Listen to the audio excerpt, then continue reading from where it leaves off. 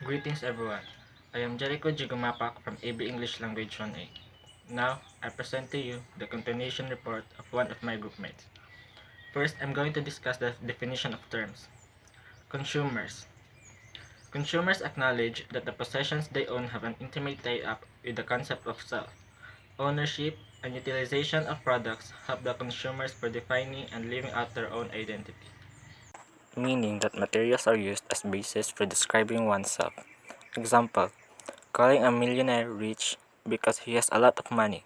In this case, money is the possession and the term rich is the concept of self. Possessions. Possessions are known to be considered as one of the most important elements in the concept of self, stated by Siddiqui and Turley in 2006. To make it brief and understandable, consumers is us, while possessions are the materials. Possessions and extended self. People regard their possessions as part of themselves. The loss of possession can be regarded as loss or lessening of self. Non-voluntary loss of possessions may bring about a diminished sense of self. As mentioned, the materials is also part of us. If something we own is lost, a part of us is also affected. Examples of this loss of possession are follows.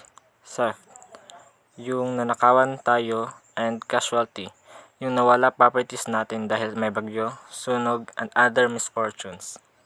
There is a connection between wealth and well-being. A belief which makes Juliet Shore in 1998 call the cycle of work and spend, which means work more to buy more. Extended self. What is extended self?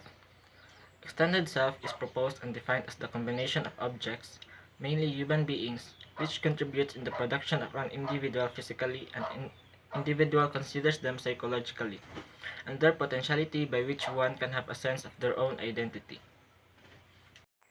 To make it shorter and less confusing, it is the way we let and consider external objects surround us. Special cases of extended self. Number 1. Collections. I shop, therefore I am. For people who collect, the value of their collections are not monetary but emotional. This allows people to relive their childhood, connect themselves to a period or to a time they felt strongly about.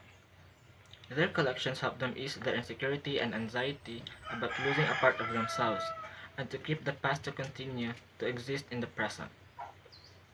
Remember that collections are not monetary but emotional. Hindi na magmamatter sa kanila kung kahit magkano pa yung gastos nila. Number 2. Pet. Pet as an extended self.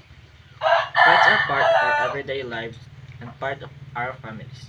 They provide us companionship but also with emotional support, reduce our stress levels, sense of loneliness, and help us to increase our social activities and add to our child's self-esteem and positive emotional development.